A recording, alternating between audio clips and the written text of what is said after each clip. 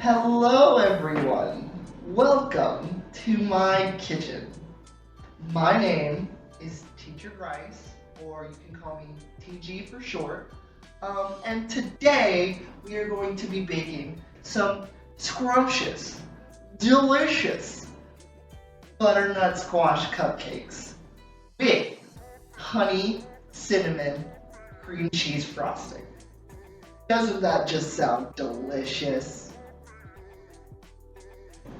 Obviously, our first step in the kitchen to making these delicious butternut squash cupcakes is dealing with the butternut squash. So, first, we picked some fine specimen from the state Raleigh Farmers Market, and we are going to make sure our hands are clean. I used the sink behind me and washed my hands because butternut squash are known to harbor E. coli and listeria. And I don't want to give you guys listeria. What even is listeria? I don't know.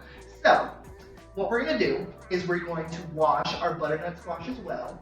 We're going to cut and peel our butternut squash. And then we are going to throw it in our oven, which has been now preheated for about 5 minutes because I've been doing terrible at my job.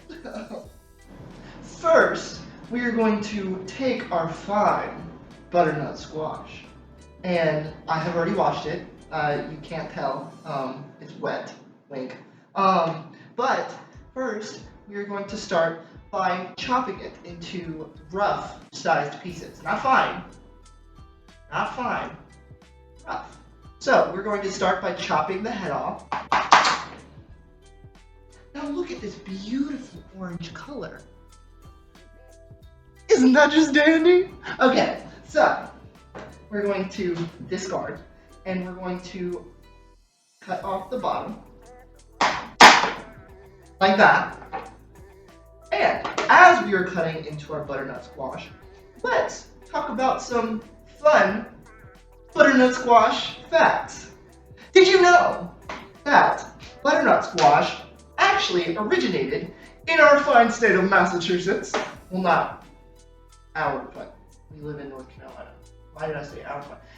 It lives in the fine state of Massachusetts back in the 1940s.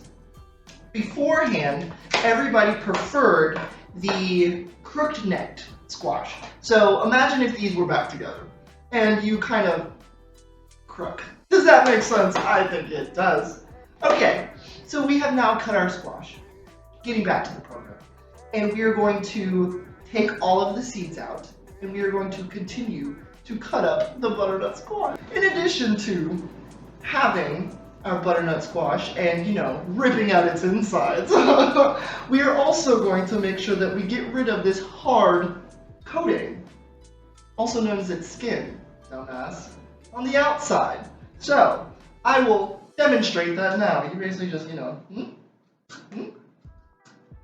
Yeah? Okay. So, I will do this off camera, and we'll be right back. But before I leave, in addition to this beautiful butternut squash cupcakes that I will be making for you shortly, butternut squash is known to be a very versatile crop, as you can use it in almost anything. I'm just kidding. Okay, so butternut squash in the United States has been known to be used in soups, not cupcakes, a bunch of other different things.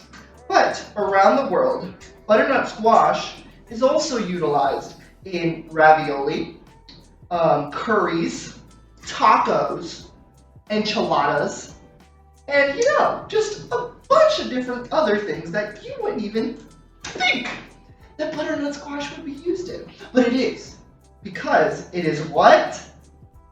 A versatile crop.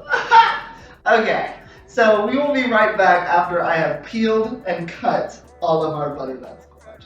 Hi, I'm right here. Sorry, quick jump cut. So, I also wanted to show you, as I'm making a mess over there in the kitchen. The inside of a butternut squash kind of looks like a pumpkin. I wonder why that is. Can you take a guess? If I'm being honest, I don't even remember what I said I was going to do before I paused the video.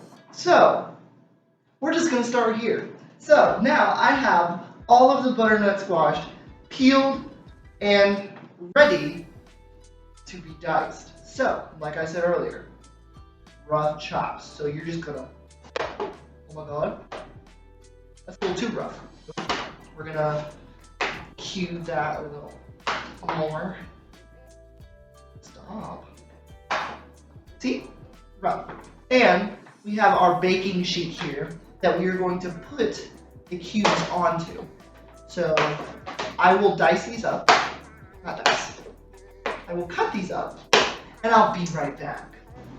Now that we have cut up all of our butternut squash and realized that we have too goddamn much, we are going to put a little bit of olive oil on it to, make sure it gets cooked. We're just gonna dabble that on there, lather it up real nice and good. It looks like too much, it's not. And then we're going to massage the butternut squash. Get that oil everywhere. Get it nice and oily. Okay. Are you weirded out yet? I'm a little weirded out. We're just gonna keep going. Make sure it's nice and oily so that it can get nice and cooked and crispy? Question mark.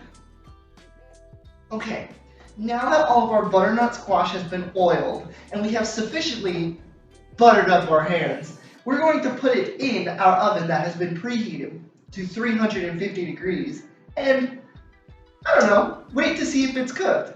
I don't know what that is. I forgot what the recipe said, so we're just gonna figure it out. While we're waiting for our butternut squash to cook, we are going to assemble our dry ingredients, because they're pretty dusty, if you know what I mean.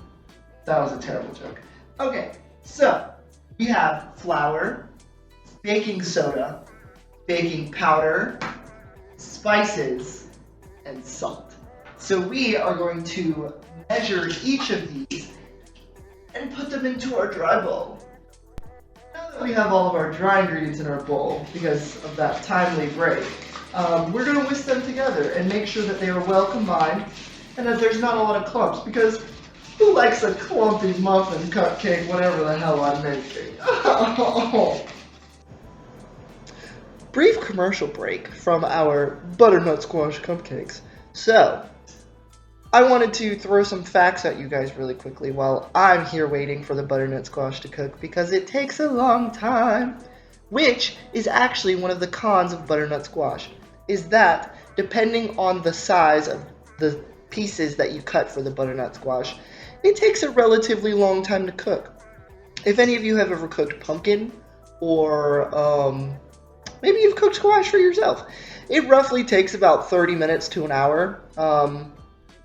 I had to set a timer for an hour and it's only been about 15 minutes. So I'm going to be here for a while.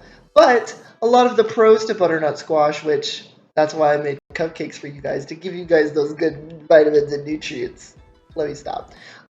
Is that butternut squash contains a lot of nutrients like vitamins A, C, and E, magnesium, potassium, iron, fiber, magnesium twice, I actually meant to say manganese, and beta-carotene.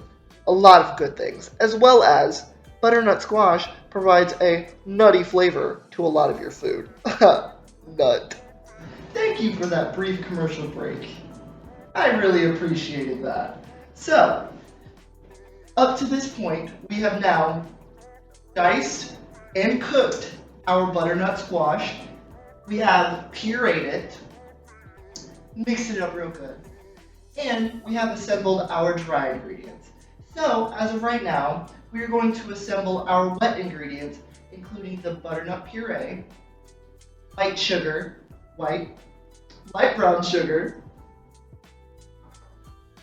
vanilla extract, and oil. So now that we have all of our wet ingredients in our bowl, it kind of looks gross. Let me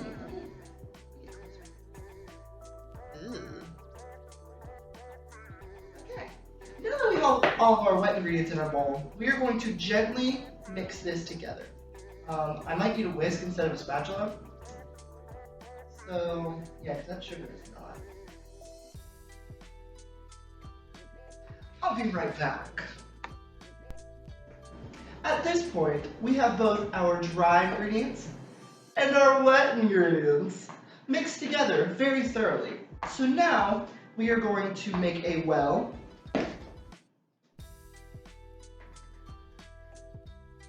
We are going to make a well in our dry ingredients. And you always want to pour wet into dry. So we are going to slowly pour our wet ingredients into our dry ingredients. Oh. And then, throw that over there, sorry. Then we're going to mix, gently folding all of our ingredients together.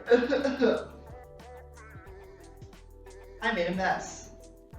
This looks horrible. After you have thoroughly mixed your batter, it should be slightly runny, but still nice and moist. I love that word when it comes to cooking. Okay, so now we are going to grab our cupcake tin, which has now just blown liners all over the floor, and we are going to place our batter into our liners after I troubleshoot momentarily. Perfect. So we are going to take our handy dandy spoon and we are going to spoon a little bit of batter into each of the liners carefully so that we don't make a mess. Because why would we want to make a mess? Huh? Our cupcake tins, thank you, oven. Our cupcake tins have now been filled, and we will now place our cupcakes into our preheated oven that just so graciously ruined my moment.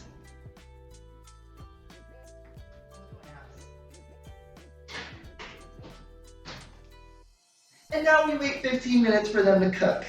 Love that. Let's look at our beautiful cupcakes as they are coming out of the oven. Oh my god! Look at the babies! Now, we will let them cool for about 5 minutes, and in that time, we will start making the icing. So, now that our cupcakes are cooling, we are going to assemble our frosting. So, into our frosting, I'm going to do this with you guys this time because I don't feel like doing any more cuts saying like, oh, I'll do it off camera and this and that. Okay, so we're doing a honey cream cheese frosting. So, obviously our main ingredient is 1 block of room temperature cream cheese, some honey, I'm just going to measure with my heart.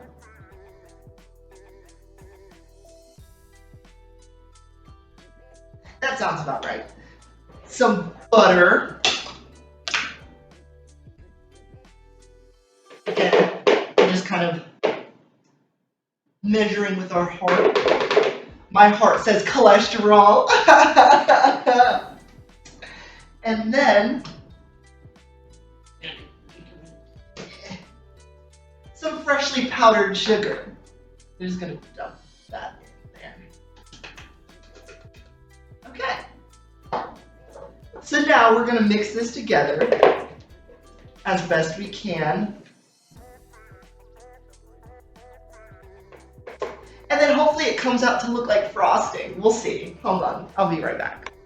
Hello again. So, while I'm mixing this icing, I also wanted to make sure that I was throwing in more fun facts just for you, Dr. Goo.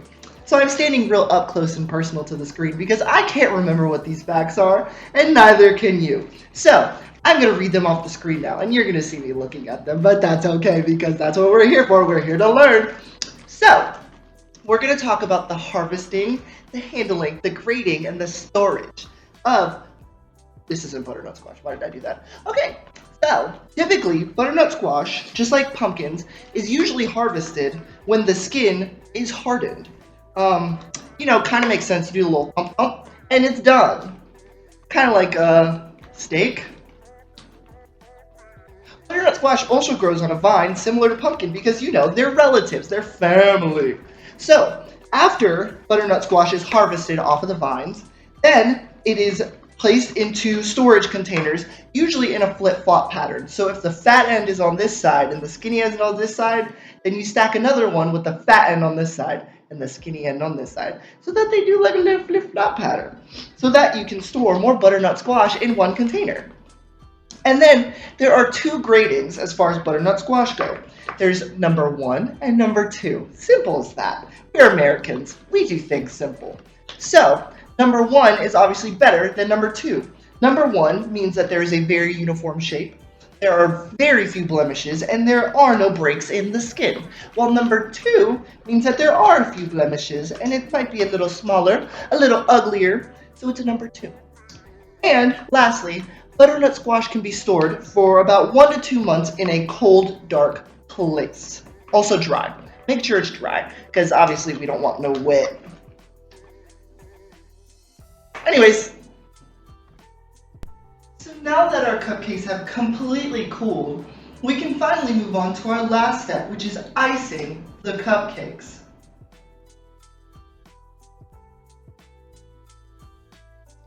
You're done! Oh my god, that was such a hard process. Let me just... Okay, and now you enjoy.